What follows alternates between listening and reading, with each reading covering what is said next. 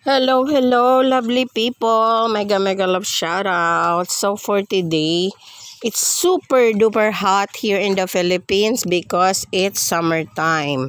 So today, to beat the heat, we were going to the river because it's so hot, and then we want to refresh ourselves. So ayan, papunta na kami sa ilog. Ayan, yung way papunta sa ilog. Dito lang yan guys, malapit sa amin.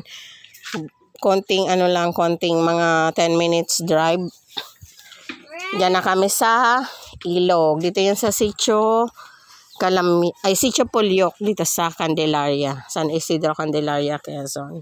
So ayan, super excited ang aking baby niya na first time namin pupunta sa ilog kasi ay baby pa si baby nung mga nakaraan, nagpupunta sila sa ilog. So, hindi talaga ako sumasama. Dahil ngayon ay medyo malaki-laki na si baby. Magwa 1-year-old na siya. Happy birthday, baby niya na time flies so fast talaga. So, we were going to the river. Ayan, yung dinadaanan namin is mga talaga siya. Coconut farm. Meron din mga bananas. Very typical province scenario here, and we're riding in a tricycle. So ayan, super excited ang mga bata. And then pagdating namin doon, Diyos ko, nagulat ako, sobrang tarik ng daan.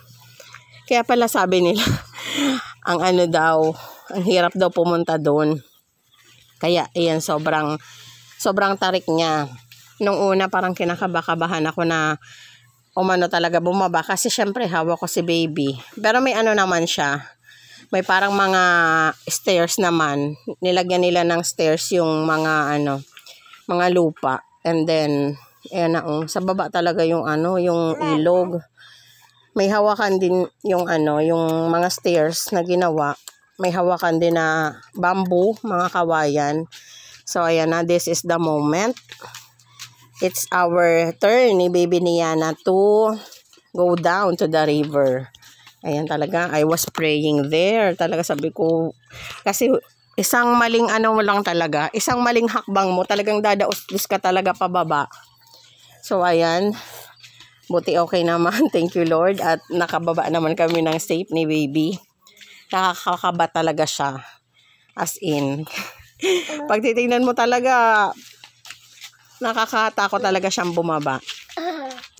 But if you go down na, parang na i-stabilize na yung katawan mo, and then you will go down smoothly na. So ayan, okay naman siya. Medyo nakakapagod lang bababa because I'm holding a baby. And si hubby ang nagbibideo sa amin yan, syempre para remembrance na sa first time namin pumunta ng ilog.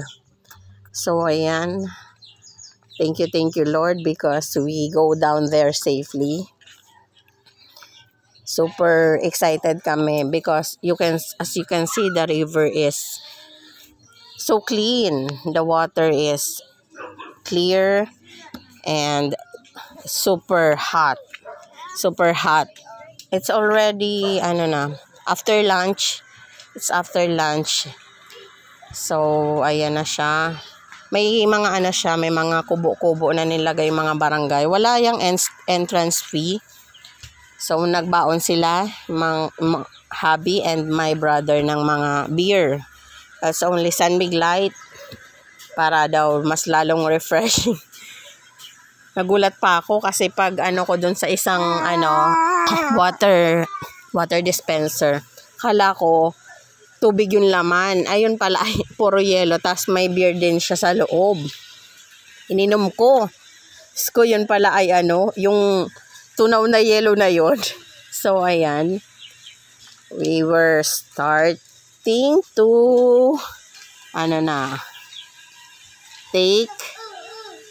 take a bath.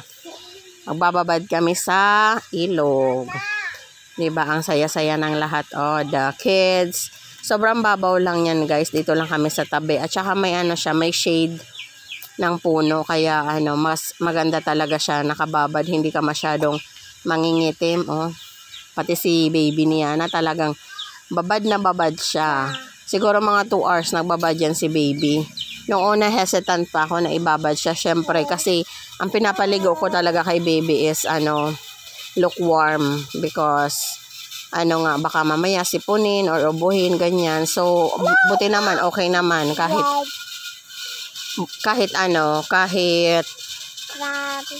very very cold yung tubig sa ilog is talagang hindi siya sinipon. Siguro gawa ng sobrang init ng panahon that time. 'Di ba? Kumakain pa kami diyan ng mga chichirya, and then may baon din kami na kanin, and nagluto ng yung adobo sa gata na kal na chicken. So ayan, nag-inom-inom na sila diyan. Super enjoy din talaga na na in this simple bonding. Ayan.